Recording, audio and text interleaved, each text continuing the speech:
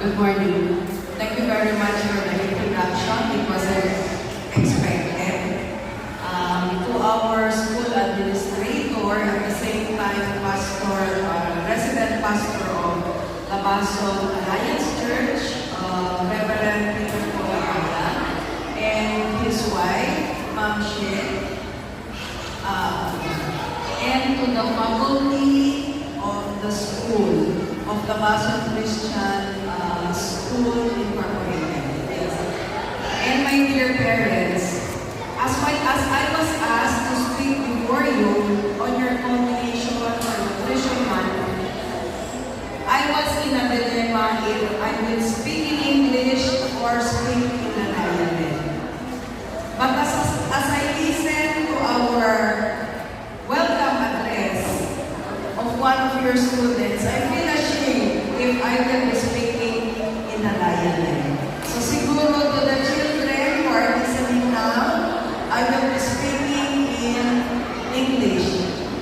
As was mentioned this morning, a while ago by the introduction of me as a speaker, the grade 5 and the grade 6 students must listen. Asa ka ng grade 5? Raise your hands. Asa ang grade 5? Ang grade 6?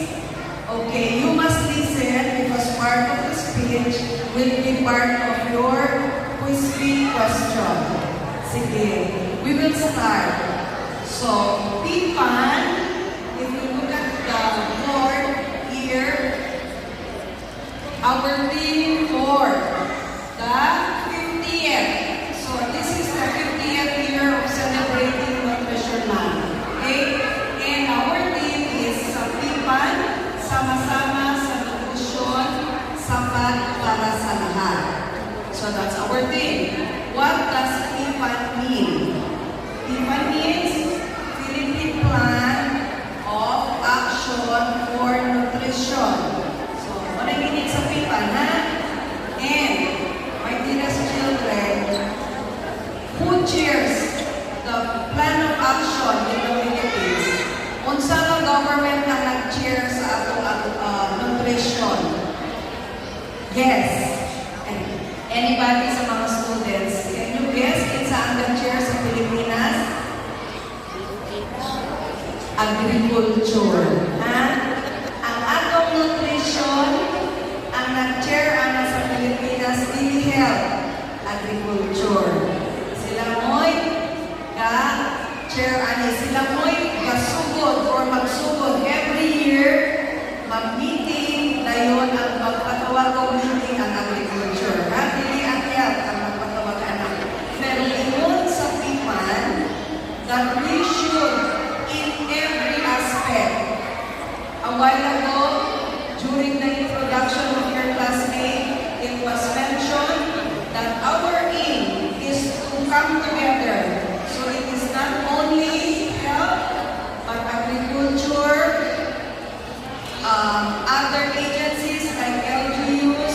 So when we say LGUs, the municipalities, the mayors, the parents, private sectors should come together so that we will be able to move forward our agenda for our nutrition. You were listening a while ago to the one who was singing. He was singing about 1,000 days. Diba? Asa man to si Albert. Diba? You were singing about 1,000 days. You were putting your fingers up and then you're doing this sign 3 times. Kung sa man ang 1,000 days, gikan pagduros sa mama, magsugod ng tag-ihap. 1, 2, 3, hantod makompleto ang 1,000 days ni baby. Hantod matao si baby. Kung sa may buhaton nato, we should take good care of the mother. Why? It is very important that the nutrition of the mother is already started and protected because it will affect the children or the baby that is being developed on the womb of the mother. So, muna ang gusto ipasabot sa 1,000 days. So, sa'yo, makalimutan. Sa kung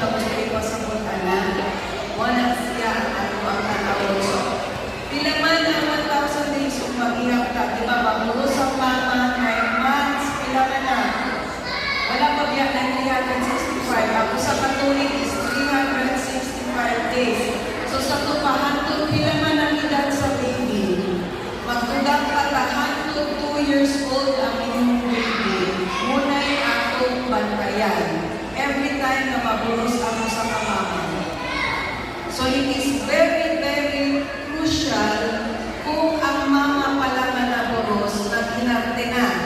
Diba? Ang problema nato karon sa labason, kita ang second sa kinaganahan ng teenage pregnancy. Kung sa man ang teenager na mama, dili pa develop ang iyang lawas.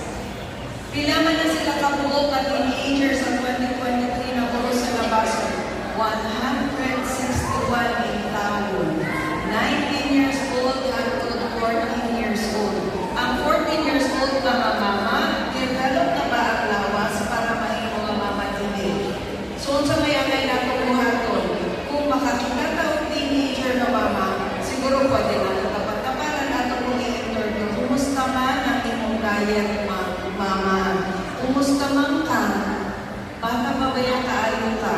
Siguro mo na yung ipatong mo na yung role na to. Ganun ko yung sensipan na mo involved na o even the community.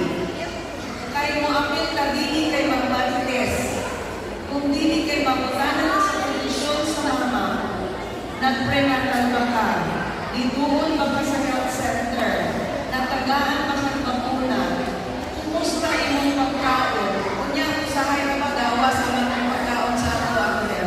Kung ako din ang share sa iya, kaya kung lang ma-improve ang iyang condition.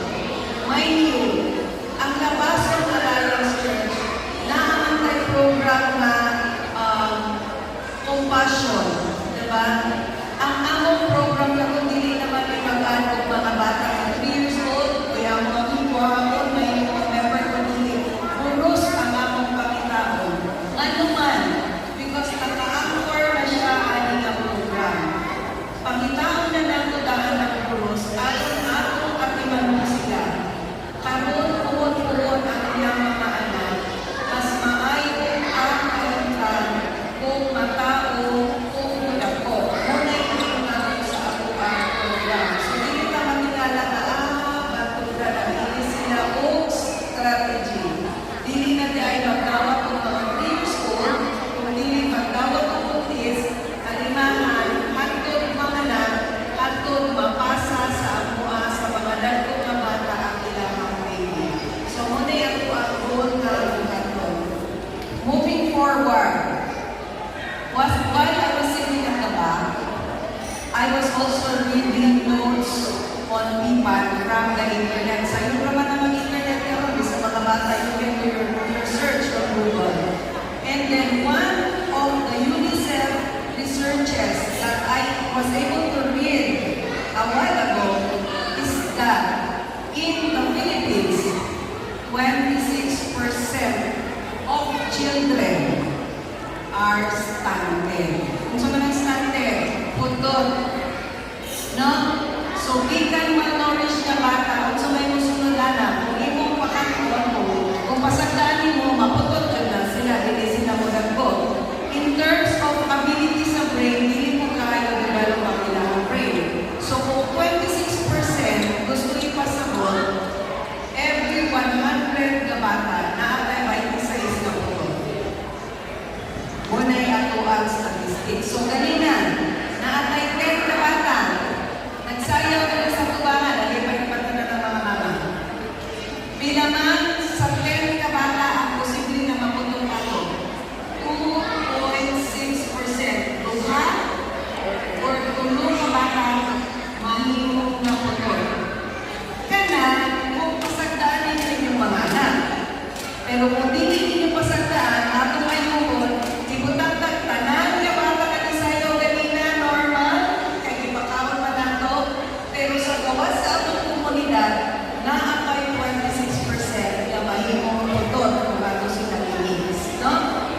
Dayon ka ba karon, dili lang kay mga malnourished ang atong itanaw, atong mga liwang. Dili lang na ang ato ang pinagtanaw sa nutrition, sa malnutrition. Igon siya triple burden of disease. So, tulo, malnourished or very undernourished, katong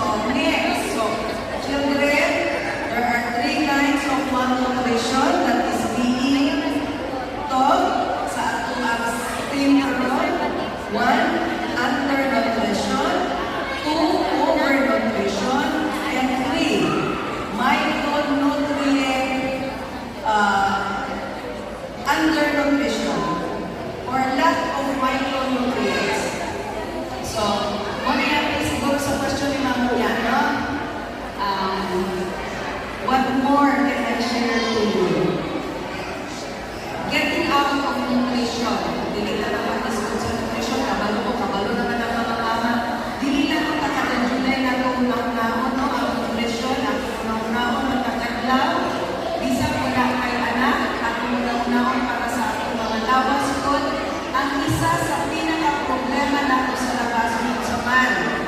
Imahan kaayo ka. Diba?